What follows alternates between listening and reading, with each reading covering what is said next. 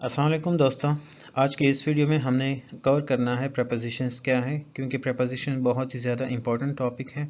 और ख़ास करके जो आने वाले टेस्ट हैं उसमें कोई भी टेस्ट आप उठा के देख लें, सबसे ज़्यादा जो पोर्शंस है वो इंग्लिश का ही होता है आप लोगों के पास टेस्ट में, और जिसमें मोस्टली हमारे पास prepositions, article, adjectives, antonyms, synonyms वगैरह आते हैं। लेकिन उसमें से सबसे ज़्यादा जो क्वेश्चंस लिए जाते हैं वो प्रपोजिशन से लिए जाते हैं।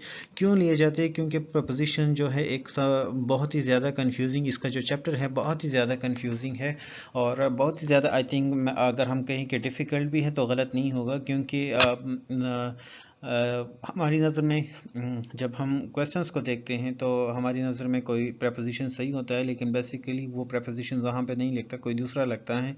डिफरेंट सिचुएशंस होते हैं, डिफरेंट सिचुएशंस में एक ही सेंटेंस में डिफरेंट प्रपोजिशंस हमारे पास आ जाते हैं, तो फिर हमें पता नहीं चलता कि हमें कौन सा सही है और कौन सा गलत है, जिसकी वजह से हमारी राइटिंग भी अफेक्ट होती है, हमारी स्पीकिंग भी अफेक्ट होती है, और इसी वजह से हमारे राइटिंग में भी मिस्टेक्स आते हैं और हमारे टेस्ट में अक्सर एमसीक्यूज गलत होते हैं।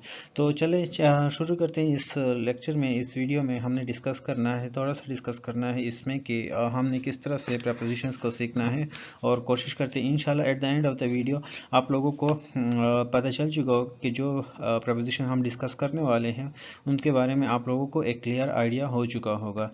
तो प्रपोजिशंस क्या है? प्रपोजिशन बेसिकली है तो एक पार्ट ऑफ स्पीच है, जिस तरह से हमारे पास 8 पार्ट ऑफ स्पीच है, जिसमें हमारे पास नाउन है, प्रोनाउन है, एडजेक्टिव्स हैं, वर्ब है, adverbs, conjunction, preposition and interjections. 8 part of speech है, और वन बाय वन अगर हम इसको डिस्कस करते हैं तो it will take time, so इसलिए we are moving directly toward preposition to explain it.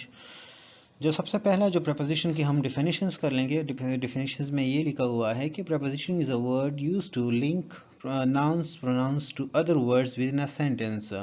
कि प्रपोजिशन जो है वो एक ऐसा वर्ड है जो रिलेशनशिप, एक लिंक बनाता है, एक रिलेशनशिप बनाता है नाउन प्रोनाउन का बाकी सेंटेंस में जितने भी वर्ड्स हैं उनके साथ। क्योंकि जब भी आप कोई सा भी किताब आप उठा के देख लो, चाहे कोई अखबार, इंग्लिश का कोई अखबार उठा के देख लो, जहाँ पर प्रपोजिशन नज़र आएगा आप लोगों को, वहाँ उसके बाद आपको नाउन नज़र आएगा, क्योंकि प्रपोजिशंस के हमेशा बाद नाउन आता है। कोई वर्ब्स, कोई एडजेक्टिव्स वगैरह नहीं आ सकते। एडजेक्टिव आ सकते हैं लेकिन एडजेक्टिव वो नाउन के लिए इस्तेमाल किए गए होते हैं। तो जहाँ पर आपको प्रपोजिशन नज़र आएगा तो प्रपोजिशन के फ़ौरन बाद आपको उसके साथ एक नाउन मिलेगा, जो नाउन ऑब्जेक्ट होता है उस प्रपोजिशंस का, और उसी का लिंक जो वो नाउन जो प्रपोजिशंस के बाद आता है उसका लिंक बनाता है with the rest of the sentence. बाकी सेंटेंस में जितने भी वर्ड्स होते हैं और जितनी सेंटेंस कंस्ट्रक्शंस होती हैं उसके साथ उस प्रपोजिशंस का लिंक भी शो करता है। तो ये एक पॉइंट है कि आपको कहीं पर भी प्रपोजिशन नज़र आए तो उसके बाद फ़ौरन नाउन आएगा। नाउन क्या है? Noun basically the name of the anything. Noun is the name of anything. Anything में हर एक चीज़ आ जाता है। फॉर एग्जांपल हम बात कर रहे हैं, हम इंसान है तो ये पर्सन में आ गया। यहाँ पर जहाँ पर मैं बैठा हूँ, जहाँ पर आप लोग बैठे हैं, ये प्लेस में आ गया। और जिस चीज़ पर यून आप बैठे हैं, या आपके कमरे में जितनी चीज़ें हैं, या आपके इर्द गिर्द जितनी चीज़ें हैं, नॉन लिविंग थिंग्स हैं, चाहे एनिमल्स हो, वो भी नाउन है। तो anything that has a name, हर एक वो चीज़ जिसका कोई ना कोई नाम हो उसको फिर हम नाउन कहते हैं। चाहे वो चीज़ें आप अपनी आंखों से देख सको या ना देख सको, सिर्फ महसूस कर सको, या फिर देख सको, टच कर सको, ना नहीं कर सकते, स्मेल कर सको, जितनी सारी चीज़ें हैं। अगर एक दफ़ा एक चीज़ का नाम है हमारे पास तो फिर उसको हम नाउन कहते हैं। और प्रोनाउंस जो है, प्रोनाउंस एक ऐसा वर्ड है जो सेंटेंस में रिप्रेजेंट करता है नाउन को, उसको उसकी जगह लगता है। प्रोनाउन को सेंटेंस से हटाकर फिर प्रोनाउन लग जाता है। इसलिए जब भी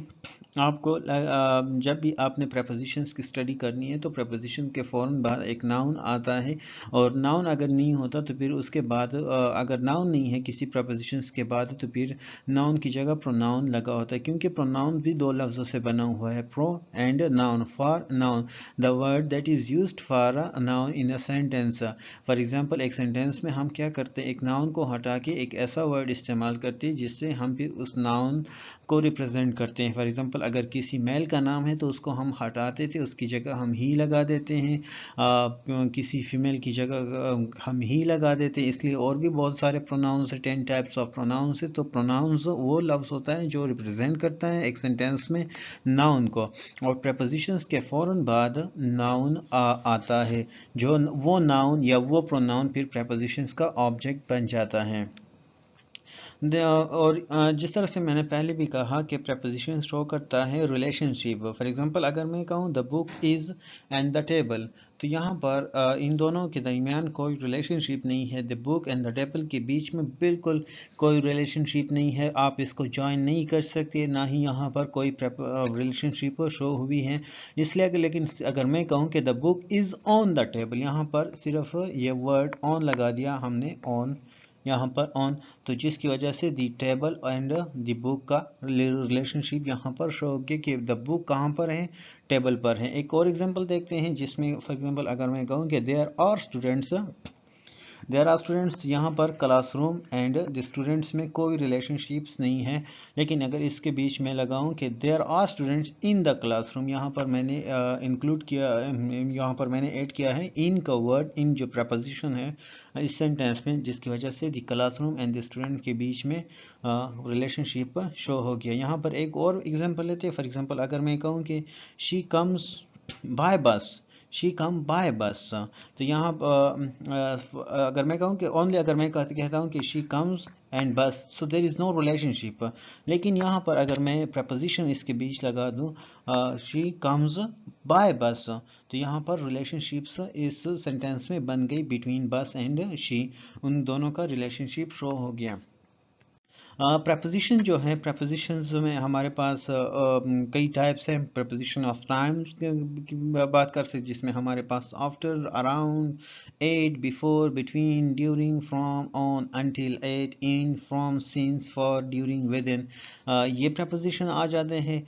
और प्रपोजिशन ऑफ प्लेस में हमारे पास भी बहुत सारे प्रपोजिशंस है, above, across, against, along, among, around, at, behind, below, beneath, beside, between, beyond, by, down, in, inside, into, near, off, and on, opposite, out, over, pass, through, and to, towards, under and underneath. तो ये सारी चीज़ें preposition of place में आ जाते हैं। Preposition of directions में भी हमारे पास जिस तरह से at, for, on, to, into, onto, between, ये सारी चीज़ें हमारे पास प्रपोजिशंस ऑफ मोमेंट्स में आ जाते हैं। प्रपोजिशंस ऑफ मैनर में है कि किस तरह से एक काम होता है।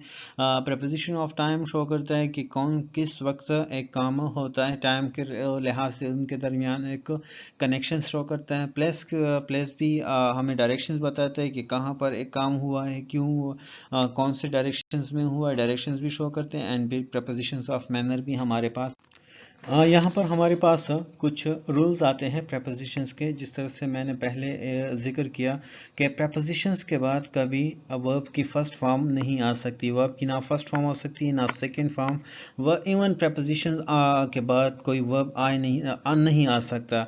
वर्ब क्या है? वर्ब बेसिकली किसी का नाम तो नहीं हो सकता, लेकिन किसी काम का नाम हो सकता है ज़रूर, because it is an action.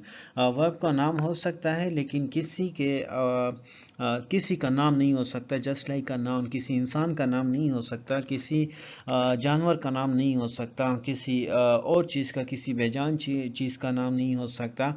लेकिन हाँ, किसी काम का नाम हो सकता है, जैसे पढ़ना, सोना, बैठना, उठना, खाना, पीना, सोना, जागना, चलना फिरना, ये सारी चीज़ें जो है, ये सारे वर्ड जो मैंने बताए, ये वर्ब्स है, क्योंकि ये किसी एक्टिविटी के नाम से किसी इंसान, किसी पर्सन या किसी एनिमल्स के नाम नहीं है। तो जहाँ पर आपके पास प्रपोजिशन आएगा, वहाँ आपके पास वर्ब की फर्स्ट फॉर्म सेकंड फॉर्म तो कभी नहीं आ सकती।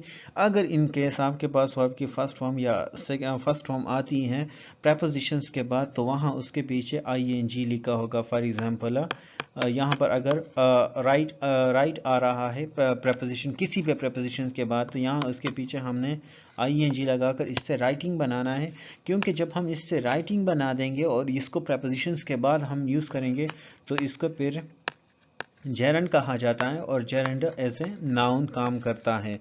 तो याद रखें कि प्रपोजिशन के बाद हमेशा नाउन आएगा, लेकिन अगर कोई वर्ब आ रहा है प्रपोजिशंस के बाद, तो उसके पीछे आईएनजी का फॉर्म लगा होगा, और उस आईएनजी फॉर्म को फिर जेरंड कहा जाता है, और जेरंड नाउन की तरह ही काम करता है सेंटेंस में। जेरंड की डिफिनीशंस यही है कि बेसिकली इसको आईएनजी की फॉर्म कहा जाता है, लेकिन इसका काम नाउन की तरह होता है। और नाउन हमारे पास ऑब्जेक्ट पे भी यूज इस्तेमाल होता है, एंड सब्जेक्ट की जगह पर इस्तेमाल किया जा सकता है। सब्जेक्ट क्या है? सब्जेक्ट बेसिकली वो नाउन है है जो कोई काम खुद करता हो, who performs some actions। Object क्या है, जो which receives some action, जिस पर कोई काम किया जाता हो, उसको फिर ऑब्जेक्ट कहा जाता है।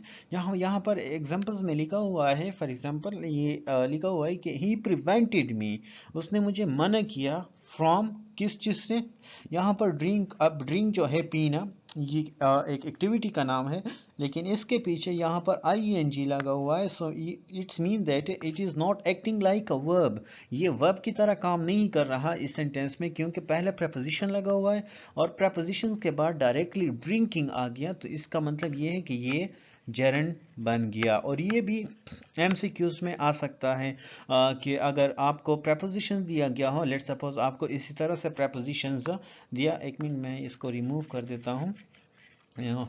यहाँ पर देखें, यहाँ पर आपको प्रपोजिशंस मिला है, यहाँ पर उसके बाद वर्ब की फोर फॉर्म आ गई।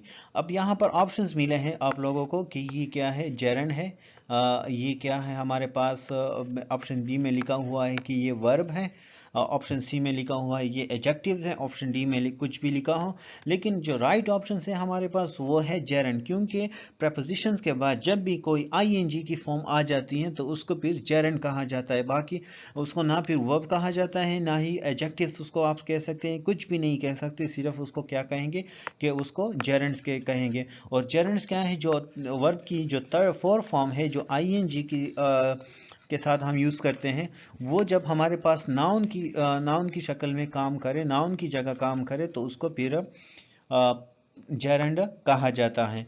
तो ये भी बहुत ही एक अहम पॉइंट था MCQs के हवाले से, कि आपको अगर कोई MCQs दिया गया है और वहाँ पर पहले प्रपोजिशंस तो लगा है, लेकिन प्रपोजिशंस के बाद ing की फॉर्म है और उसको अंडरलाइन किया गया है और आपको बताया जाता है कि इसमें अब आप आइडेंटिफाई कर ले कि ये वर्ड कौन सा है। अब ऑप्शंस में जेरंड मौजूद है आप लोगों के पास, तो फिर आप लोगों ने फौरन जेरंड पे ही क्लिक करना है, क्योंकि the right option is gerund.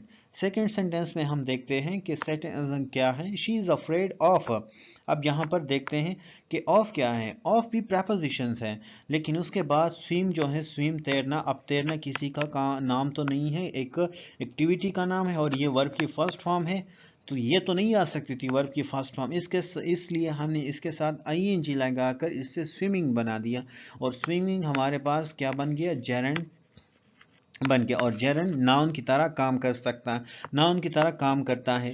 तो बेसिकली स्विमिंग जो है वो जेरंड है और प्रपोजिशंस के बाद जेरंड आ सकता है। इसी सेंटेंस में अगर देख ले, इसी सेंटेंस में ये देखो इन लगा हुआ है जो कि एक अनदर प्रपोजिशन है, इन भी लगा हुआ है जो कि एक अनदर प्रपोजिशन है। और फ्रॉम द स्टार्ट मैं यही कह रहा हूँ आप लोगों से कि प्रपोजिशंस के बाद हमेशा नाउन ही आएगा। तो ये देखो river, in and river, river क्या है, रिवर नाउन है, तो प्रपोजिशंस के फौरन बाद क्या आया, रिवर आ गया, और रिवर नाउन है तो प्रपोजिशंस के बाद प्रपोजिशन ने नाउन ले लिया।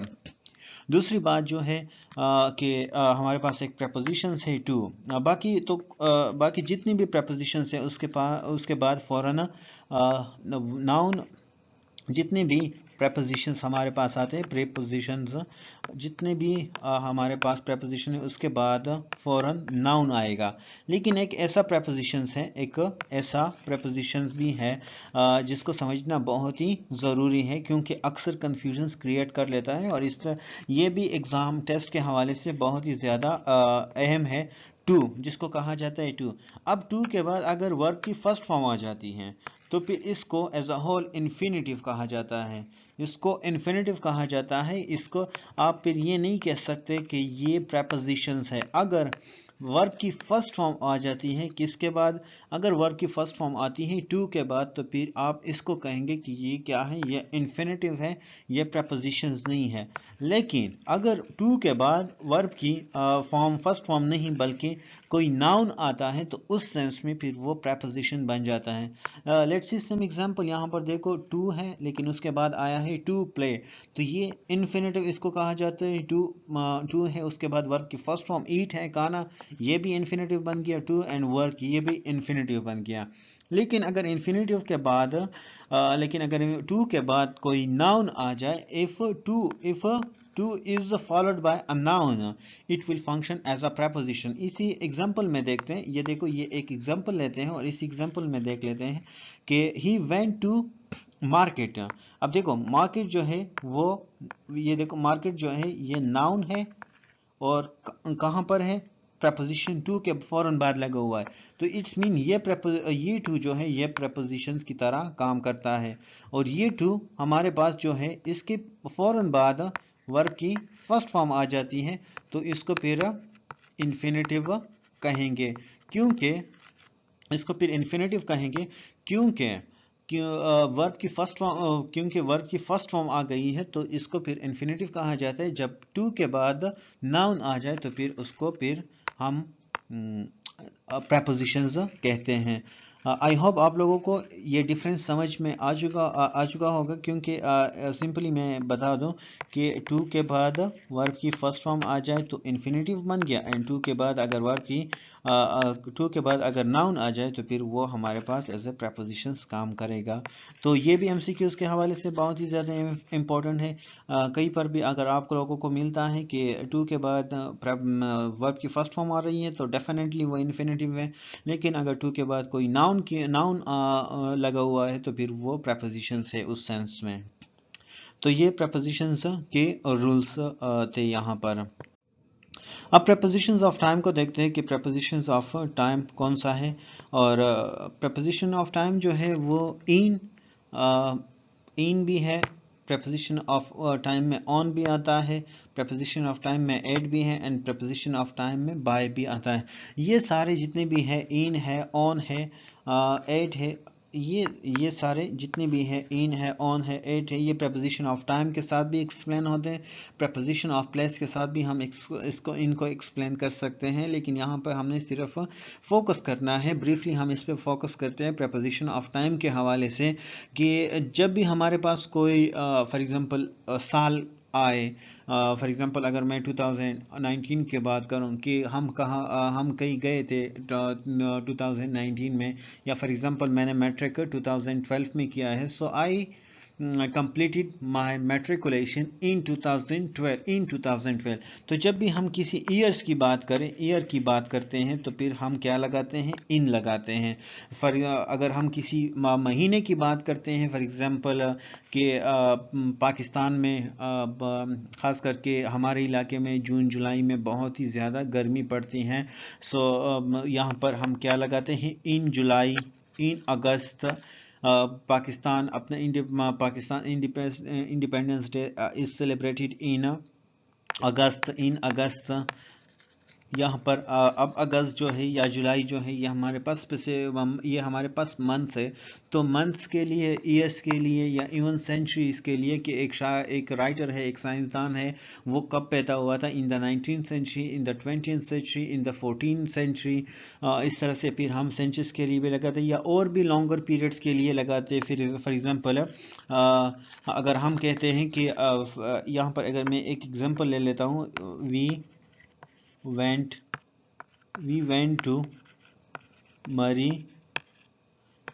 in winter। हम गए थे, हम कहाँ गए थे, हम मरी गए थे, कब गए थे, इन विंटर में गए थे। तो ये एक लॉन्गर पीरियड है, हमारे पास इसका स्टार्टिंग डेट मौजूद नहीं है, ना ही इसका एंडिंग डेट मौजूद है कि विंटर, सर्दियाँ कब से शुरू होती हैं। हाँ, एक अंदाज़न होता है कि ये जो महीने हैं, नवंबर, दिसंबर, जनवरी, फरवरी, ये इनमें सर्दी आती है, लेकिन हमारे पास ऐसा कोई एग्जैक्ट डे नहीं मौजूद होता। फॉर एग्जांपल अगर मैं कहता हूँ कि 25 दिसंबर से हमारे पास सर्दियाँ शुरू हो जाती हैं, विंटर हो जाएगी, तो इस तरह से हम नहीं कह सकते, क्योंकि ये सीज़न है और सीजन्स किसी डेट पर स्टार्ट नहीं होता। तो इस तरह से अगर हम लॉन्गर पीरियड की बात करते हैं, मतलब लॉन्गर पीरियड में हमारे पास सीजन्स भी आते हैं, in winter, in spring, in autumn, in summer, इसके लिए भी हम लगा सकते हैं in the morning, in the evening, at the evening, in the evening, in the afternoon, तो उसके लिए फिर हम इन का इस्तेमाल करते हैं। देखते हैं कि कुछ और भी एग्जांपल्स हैं जिस तरह से हमारे पास है। ईएस के लिए भी हम इस्तेमाल करते हैं इन 2019। अगर कोई काम हुआ है 2019 में फॉर एग्जांपल, तो हम क्या कहेंगे in 2019। In 1996, I was born in 1996, centuries in the 19th century, in the 20th century, month in April, in June, in December. Days में भी आता है हमारे पास, जिस तरह से for example I will come back in a day, मैं एक दिन में आ जाऊंगा। In the past I was a cricketer, in the past I was a cricketer, at the present in in the present I'm working as a for example I'm working in this project। in the future I will be going to Murray in the future। तो मैं for example जा रहा हूँगा मरी future में, या I will start my new business in future, मैं अपना new कारोबार शुरू करूँगा। कहाँ, कब शुरू करूँगा, फ्यूचर के टाइम शुरू करूँगा। सो ही लाइक्स, यहाँ पर कुछ एग्जांपल्स देखते हैं इसके, और एग्जांपल क्या है कि he likes to read in afternoon, he likes to read. अब देखो यहाँ पर टू भी है और उसके बाद वर्ब की फर्स्ट फॉर्म भी आ गई, तो बेसिकली ये क्या बना, इन्फिनेटिव बन गया। लेकिन यहाँ पर इन है और आफ्टरनून, इन दी आफ्टरनून, तो क्योंकि आफ्टरनून एक पीरियड है, आप एग्जैक्टली नहीं कह सकते कि आफ्टरनून जो है वो स्पेसिफिक टाइम से, फॉर एग्जांपल 9 बजे से स्टार्ट हुआ एंड 10 बजे अगर कोई काम खत्म होता है, तो ये एक स्पेसिफिक टाइम पे आ जाते हैं, 9 बजे आफ्टरनून है। फॉर एग्जांपल आपके मेरी तीन भी आफ्टरनून है, 2 भी आफ्टरनून है, 1 भी आफ्टरनून है, 12 भी में भी आफ्टरनून है। ये सारे जो है ये स्पेसिफिक टाइम नहीं है कि कौन सा आफ्टरनून है, 3 बजे आफ्टरनून है, 4 बजे है, या लेकिन अगर, तो इसलिए यहाँ पर हमने क्या लगाया, इन लगाया। The days are long in August, the books was published in 1996, the weather is cold in December, she was born in 1996, we rake leaves in the fall. तो इसके लिए हम फिर इन का इस्तेमाल करते रहते हैं। ऑन, ऑन को अगर हम देख लें तो ऑन हम डेज के लिए इस्तेमाल करते हैं। For example I will start working on Monday, on Sunday. Dates के लिए like 25 December, 14 August, on Eid, on independence. ये स्पेसिफिक डेज है या डेट्स हमारे पास आते हैं। On labour day, on my birthday, so I work on Saturdays. I will see you on Monday, her birthday is on the 20 November, where will you be on the New Year's Day। तो जो अब specific day के बारे में बात करें तब हमने ऑन का इस्तेमाल करना है। 8 को देखते हैं। सो 8 फॉर एग्जांपल 8 हम कहाँ लगा सकते हैं, 8 हम लगाते हैं बिल्कुल स्पेसिफिक टाइम पर, जब हम बिल्कुल टाइम को क्या कर लेते हैं, स्पेसिफाई कर लेते हैं कि इसी टाइम पर। So for example at night, at weekend, at the same time, at present, at 9 AM, at dinner, at lunch, at sunrise, at sunset, at the start, at the end. So the stars shine at night. I don't usually work at the weekend. We finish the test at the same time, and he's not home at present. Try later. तो at का इस्तेमाल हम बिल्कुल specific time के लिए करते हैं। I hope आप लोगों को समझ आ चुका होगा कि हम लोग इन टर्म्स ऑफ अगर प्रपोजिशंस की बात करते हैं स्पेसिफिकली ये इन, एट, ऑन की बात करते हैं इन टर्म्स ऑफ टाइम। तो इन तो हम लॉन्गर पीरियड के लिए हम इस्तेमाल करते हैं, on specific days and date के लिए इस्तेमाल करते हैं, एंड एट बिल्कुल स्पेसिफिक टाइम के लिए जो हम मूवमेंट हो उसको अगर हम स्पेसिफाई कर लेते हैं तो फिर उसके लिए हम एट का इस्तेमाल करते रहते हैं। आई होप आप लोगों को ये समझ आ चुका होगा, और अगर इसके अलावा आप लोगों को का कोई क्वेश्चन है तो आप मुझे डेफिनेटली आप लोग मुझसे पूछ सकते हैं। ट्राई करूँगा कि आप लोगों के हर एक क्वेश्चन का जवाब दे सकूँ। Thank you so much.